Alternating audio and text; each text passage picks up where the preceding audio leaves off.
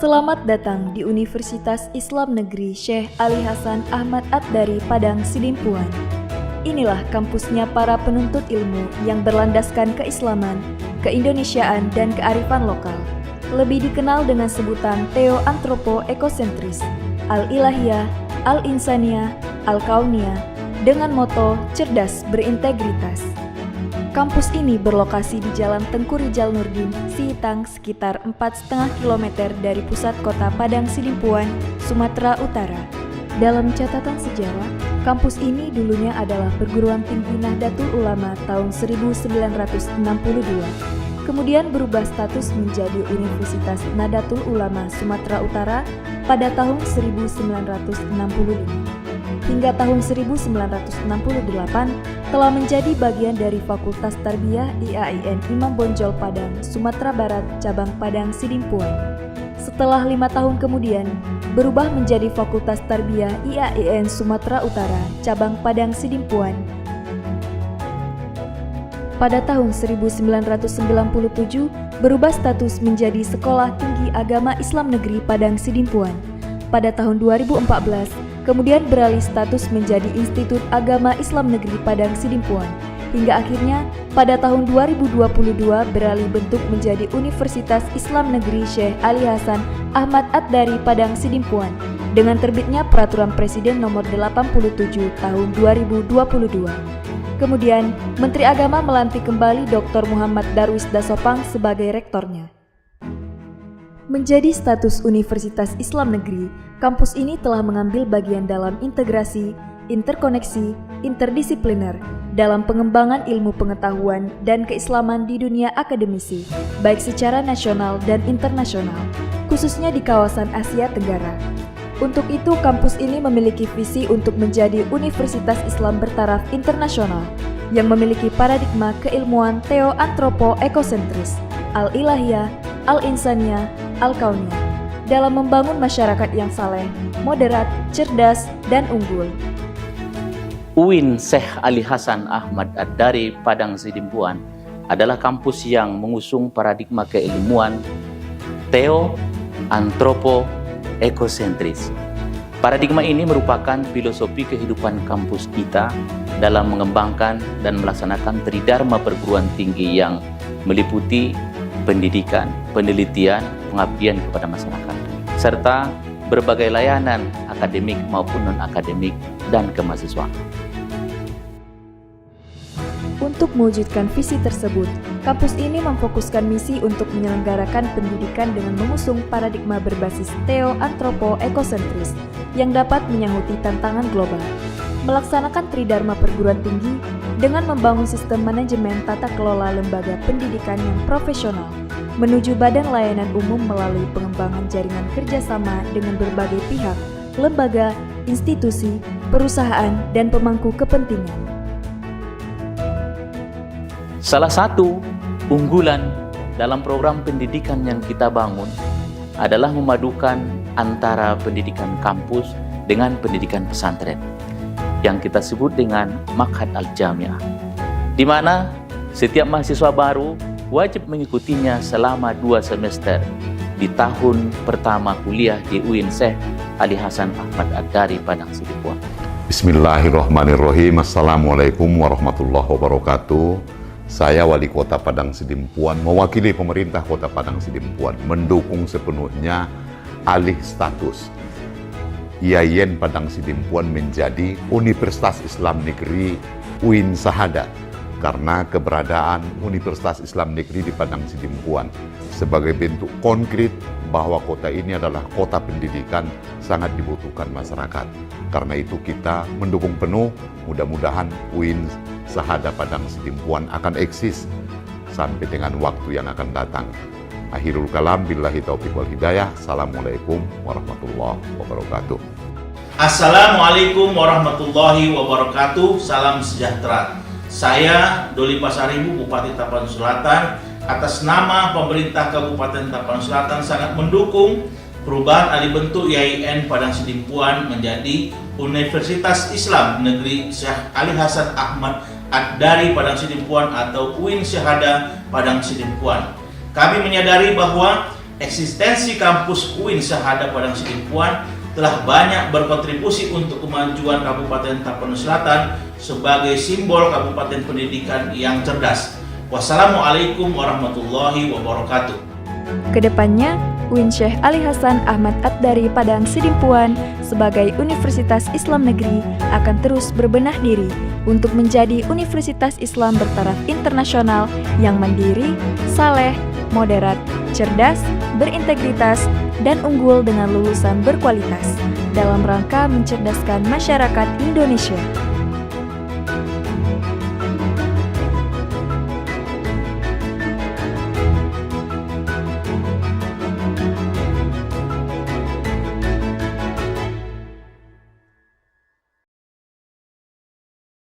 Assalamualaikum warahmatullahi wabarakatuh. Yang terhormat, Bapak Ibu dosen penguji uji kinerja PPG Batch 1 tahun 2025. Perkenalkan, nama saya Wiji Stafida. Saya adalah guru mata pelajaran Sejarah Kebudayaan Islam di Mantika Blitar. Sekaligus mahasiswa PPG dalam jabatan Batch 1 tahun 2025 program studi Sejarah Kebudayaan Islam di LPTK UIN Syekh Ali Hasan Ahmad At-Dari Padang Sidimpuan. Pada hari ini, saya akan melaksanakan praktek pembelajaran untuk uji kinerja PPG dalam jabatan Batch 1 tahun 2025. Berikut video praktik pembelajaran saya. Terima kasih. Wassalamualaikum warahmatullahi wabarakatuh.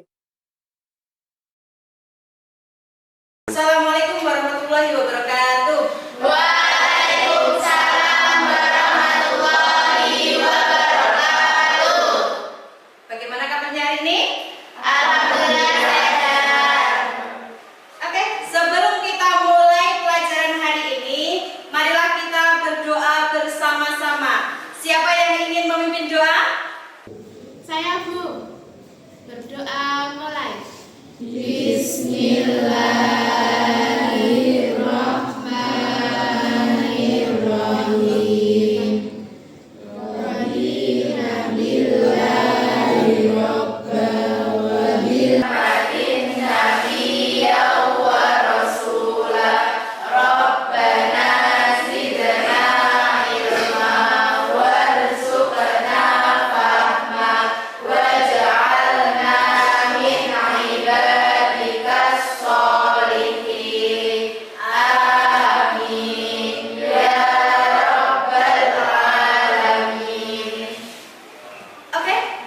Sebelum kita mulai, silahkan dilihat dulu teman sebangkunya. Apakah hari ini ada yang sakit ataukah masuk semuanya? Hadir semuanya? Hadir. Sudahkah belajar tadi malam? Sudah. Apakah kalian setiap hari belajar? Iya. Dan jika belajar setiap hari nanti akan bermanfaat ke depannya untuk kalian sendiri. Oke, maka kita mulai pelajaran hari ini. Kemarin kita sudah mempelajari materi dinasti Abbasiyah beserta tokoh-tokoh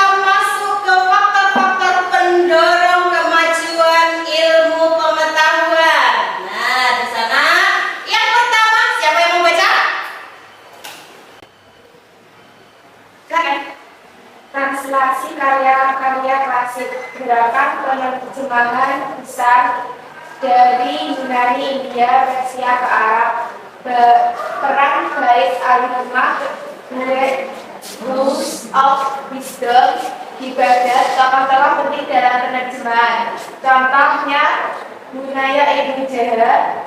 2. Dukungan dan khalifah dan para bangsawan. Perlindungan dan pendanaan untuk ilmuwan dan penelitian perpustakaan dan lembaga pendidikan. 3. Semangat intelektual dan pengetahuan. Ajaran Islam yang mendorong pencarian ilmu, debat, dan diskusi ilmiah yang aktif. 4. Pertemuan budaya dan pertukaran ilmu, interaksi dengan berbagai peradaban Yunani, India, Persia. Asimilasi dan pengembangan ilmu pengetahuan yang ada. Oke, terima kasih, tepuk tangan. Kita lanjut.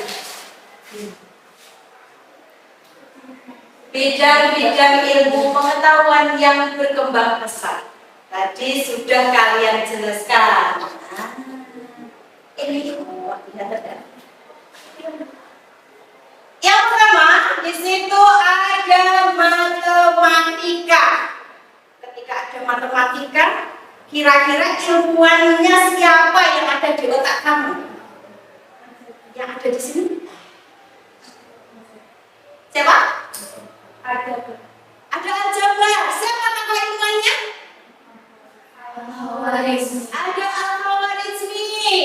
Yang kedua ada astronomi. Ada ilmu kedokteran. Kalau ilmu kedokteran biasanya coba yang kalian ketahui dalam ilmu kedokteran. Ada siapa?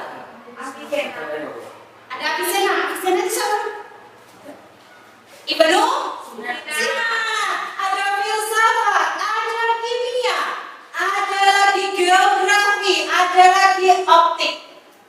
Nah, sudah bisa sedikit dibaca. Mari kita lanjut. Dampak dari warisan peradaban ilmu pengetahuan dinasti Abbasiyah. Ada yang mau baca? Angkat tangan. Pengaruh terhadap perkembangan ilmu pengetahuan di Eropa pada abad pertengahan melalui terjemahan karya-karya Arab, kontribusi terhadap ilmu pengetahuan modern, pentingnya masa keemasan Islam sebagai inspirasi dan pelajaran. Oke, terima kasih. Tepuk tangan.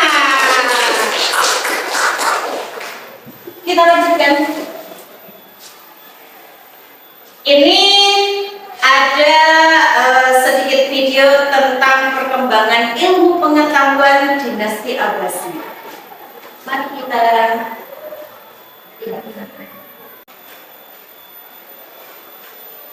Perkembangan ilmu pengetahuan dalam berbagai bidang pada masa dinasti Abbasiyah. Sejak ada Bait al-Hikmah di Baghdad sebagai pusat ilmu pengetahuan, tradisi literasi menjadi sangat tinggi dan tersebar ke berbagai kota, termasuk wilayah Abbasiyah. Adanya Bait al-Hikmah melahirkan banyak ilmuwan sekaligus ilmu pengetahuan, sehingga sangat berkontribusi untuk kemanusiaan dan peradaban dunia. Bidang kedokteran. Para ilmuwan tertarik dengan karya tulis pengobatan Yunani dan mendalaminya lalu mengembangkannya menjadi ilmu kedokteran. Rumah sakit pada masa Abbasiyah cukup baik dilengkapi dengan apotek, perpustakaan, dan kursus kedokteran. Bidang filsafat. Filsafat juga sangat diminati oleh para ilmuwan. Filsafat menekankan pada akal dan logika dalam memahami segala sesuatu. Awalnya, filsafat hanya berdiskusi kecil sekelompok muslim dengan kalangan non-muslim. Setelah kemudian, filsafat berkembang menjadi ilmu pengetahuan. Bidang astronomi dan matematika. Selama masa keemasan Bani Abbasiyah, bidang ini sangat pesat berkembang. Bahkan, dibangun observatorium astronomi di Baghdad dan di Damaskus untuk pengamatan benda-benda langit. Para astronom Abbasiyah menentukan ukuran bumi dan kelilingnya. Salah satu karyanya adalah tabel astronomi yang digunakan di dunia luas. Bahkan, karya ini menggeser tabel astronomi Yunani dan India. Kedekatan ilmuwan ahli dalam berbagai bidang, masih banyak bidang lainnya seperti bahasa, musik, kimia, geografi, sejarah, dan lain-lain. Ilmu fikih. Pada masa dinasti Abbasiyah, muncul ilmuwan yang dikenal sebagai Imam Mazhab. Yang paling terkenal dan berperan hingga saat ini adalah 4 Imam Mazhab, yaitu Imam Hanafi, Maliki, Syafi'i, dan Hambali. Mereka memiliki pemahaman yang berbeda mengenai pelaksanaan hukum syariat Islam.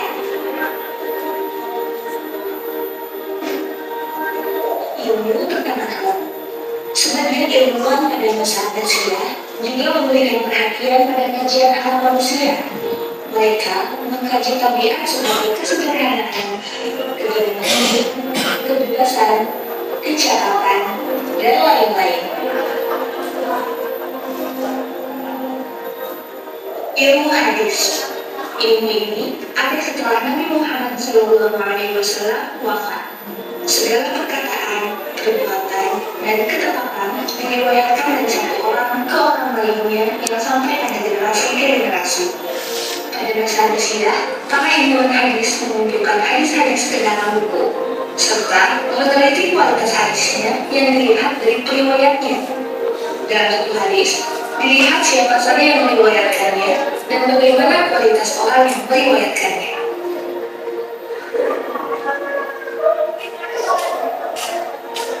Ilmu tafsir. Pada awal masa dinasti Abbasiyah, ilmu tafsir masih menjadi bagian dari ilmu hadis. Kemudian berkembang dibukukan secara terpisah. Banyak ahli tafsir muncul di masa Abbasiyah. Para mufasir menulis kitab-kitab karyanya sendiri yang menjadi pelopor penyusunan kitab-kitab tafsir pada masa berikutnya.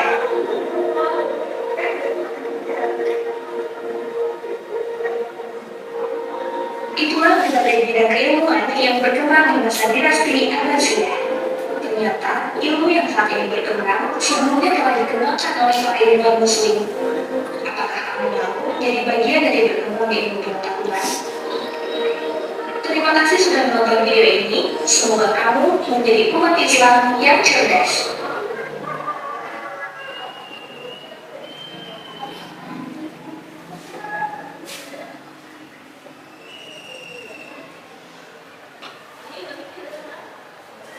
Terima kasih. Oke. Terima kasih. Setelah kalian menonton video tersebut, apakah kalian sudah sedikit memahami tentang ilmuwan atau ilmu pengetahuan yang berkembang di masa daulah Abbasiyah? Sudah. Sebelum membuat kelompok, kita akan membuat kelompok. Setelah itu nanti kalian akan mendalami lagi yang namanya para imam-imam, tokoh-tokoh ilmuwan yang sudah disebutkan tadi, yang ada di PPT, yang ada di video. Kalian sudah siap? Ya. Sebelum kita membuat kelompok, mari kita ice breaking dulu untuk pemanasan. Sudah siap? Siap. Tempo 1, tempo 2, tempo 2, tempo 3, tempo 4, tempo 4, tempo 5, 2 kali tempo 5. Oke, terima kasih. Silakan kita buat kelompok. 3 orang atau 4 orang? Monggo, silakan dibuat kelompoknya. Yuk. Saya bagikan lembar kerjanya untuk menganalisis, untuk melihat perkembangan sejauh mana sih apa sih yang dipelajari para ilmuwan. Silahkan kita lihat bersama.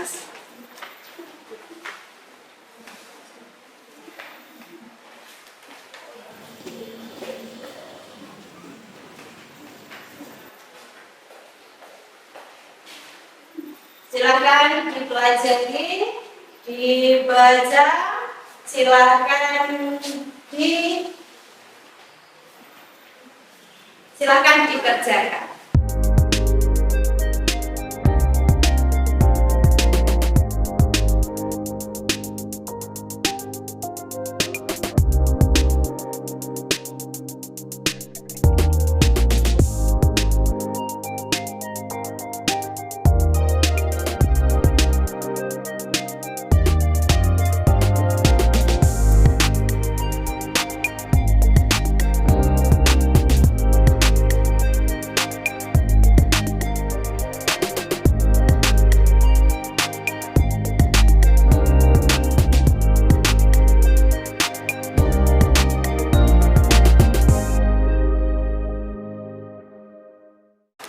Oke anak-anak, sudah selesaikan diskusinya? Sudah. Adakah yang ingin presentasi terlebih dahulu? Oke, silakan maju ke depan.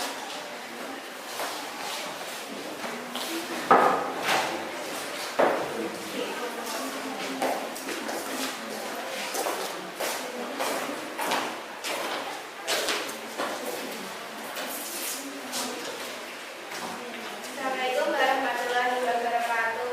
Waalaikumsalam warahmatullahi wabarakatuh.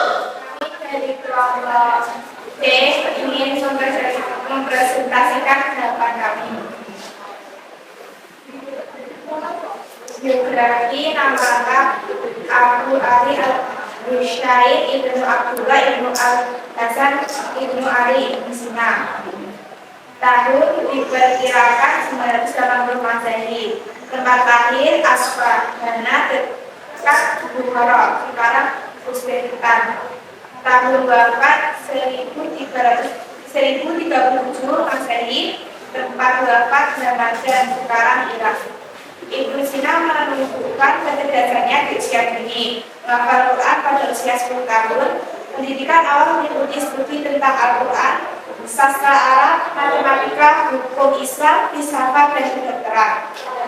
Ketertarikannya pada kedokteran tumbuh besar dan beliau dilaporkan telah menjadi seorang dokter yang kompeten pada usia 16 tahun. Bahkan merawat para pensuasa pada masanya. Dia menjelaskan bahwa ilmu kedokteran bukanlah ilmu yang sulit, namun membutuhkan pemahaman yang mendalam tentang prinsip-prinsip alam.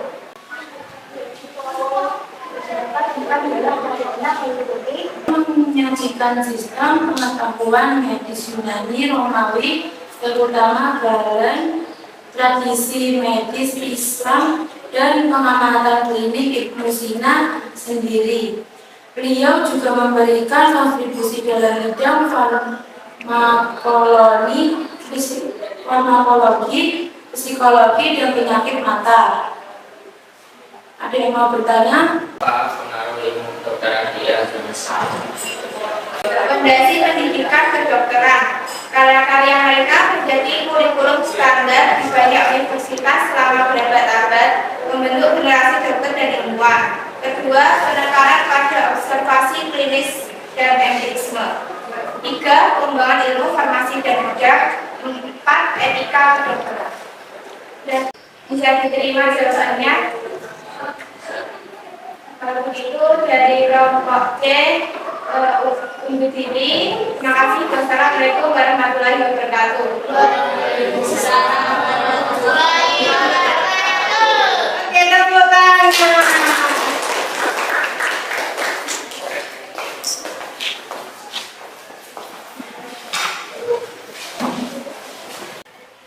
Oke anak-anak, setelah kalian mempelajari para tokoh ilmuwan, saya pengen tahu kalian tadi mempelajari tentang ilmuwan apa saja. Coba dari sebelah sana. Kita mempelajari tokoh Al-Batani dari astronomi. Oh, astronomi, oke. Kalau astronomi biasanya kita apa yang kita pelajari tentang apa? Luar angkasa. Luar angkasa. Perbin? Untuk melihat apa lagi? Bulan. Terus? Kasih bintang. Terus?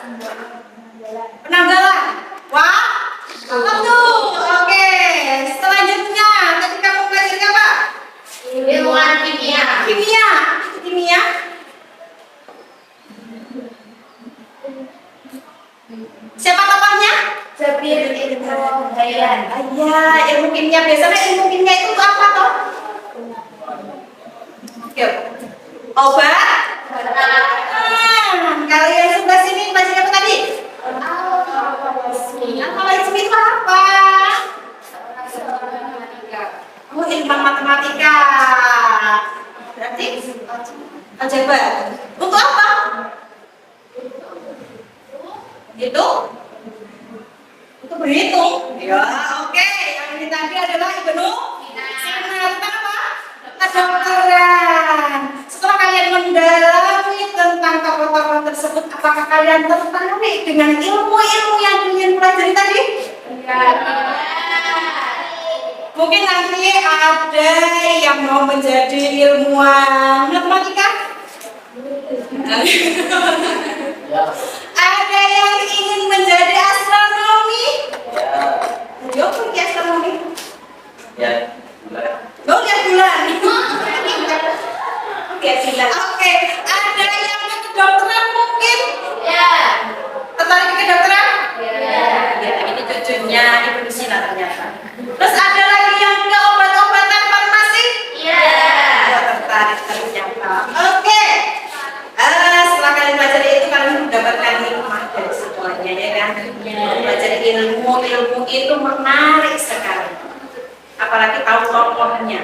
Jangan luar biasa. Oke, materi sudah selesai. Untuk materi esok berarti apa ya, setelah ilmu pengetahuan runtuhnya dinasti